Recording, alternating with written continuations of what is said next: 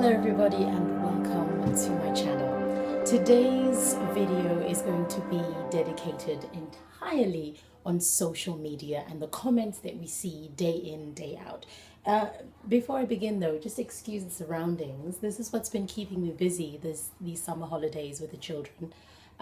We've been redecorating the house, stripping wallpaper. So I will be doing a very special DIY Virtues edition, so look out for that one.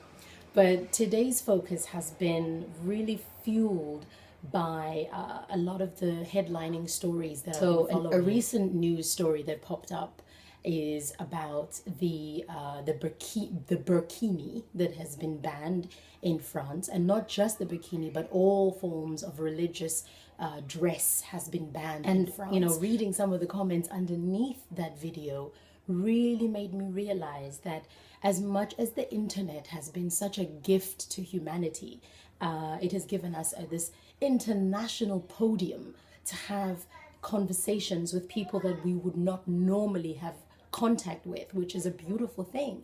However, we have not been taught how to have those conversations. So I came up with a few virtues that will help us along and try to navigate commenting on social media. This requires virtues of a whole set of virtues on their own. So the first one I've come up with, in no particular order, is tolerance.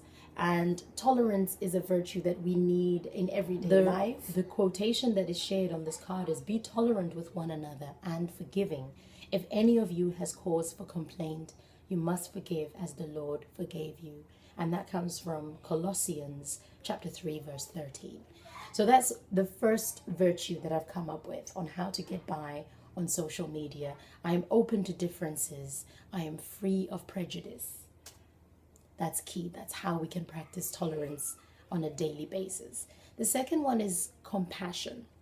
I realize that you have no idea what a person has gone through in their life and why they're saying the things that they're saying into your face or on social media.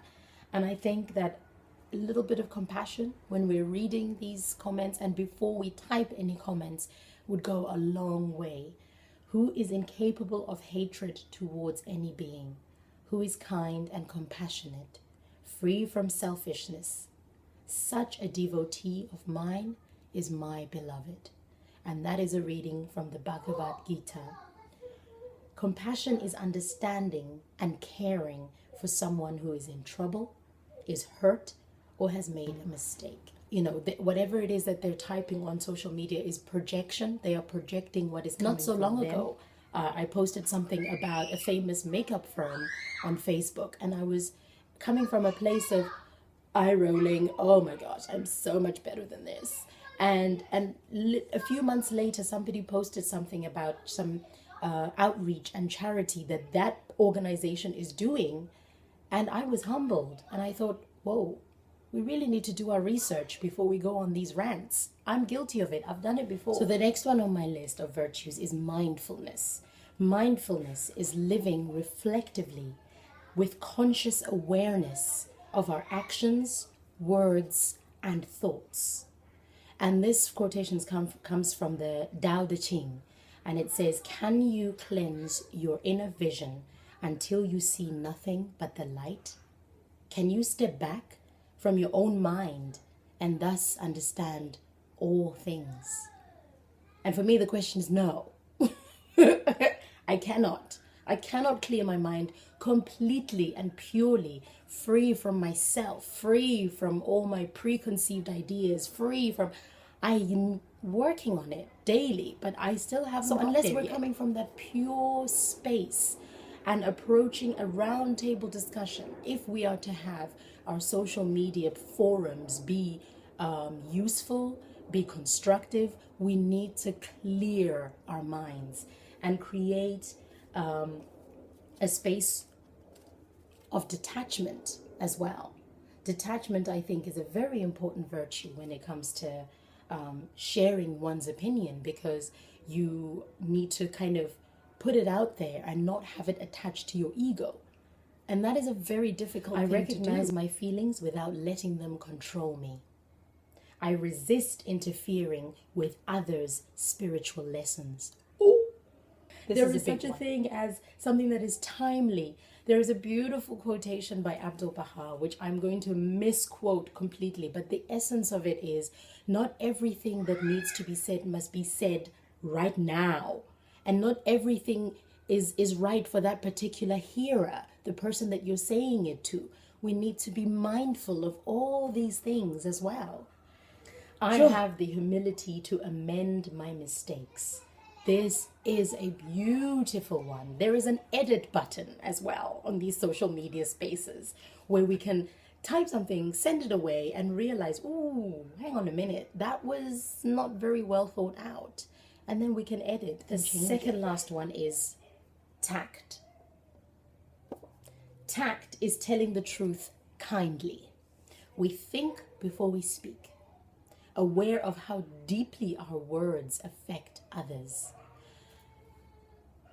Another beautiful Baha'i quotation. I keep bringing up Baha'i quotations because I'm a Baha'i, and the Baha'i writings are the ones that are right in the forefront of my brain, so that's why I do it.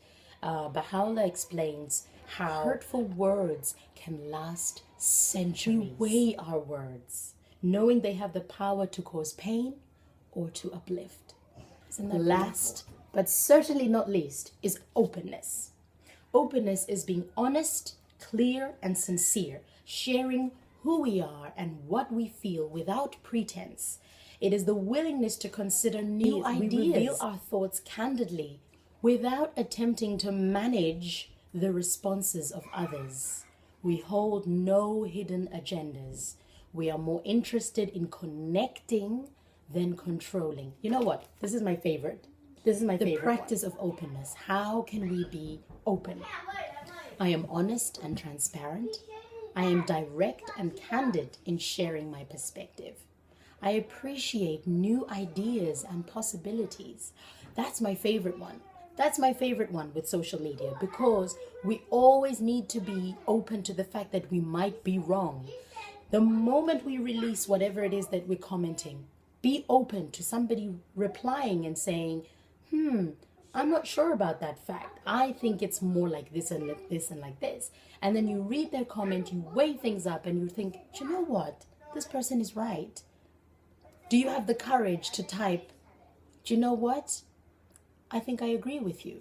Do we have the courage to say that, to put our ego aside and make the internet what is truly meant to be, a world learning site? If we are not learning from the internet, then really, it's really fun. I have no hidden motives. I care about the views and feelings of others.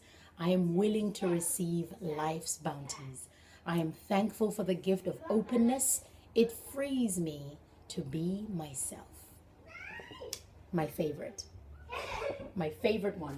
It's my go-to for social media, and it's the one that I will put very close to my heart, and the next time I feel the urge or the itch to type and comment underneath a story, an image, or anything else. So, thank you so much for watching and listening, and I look forward to your comments. Say hi. Hi.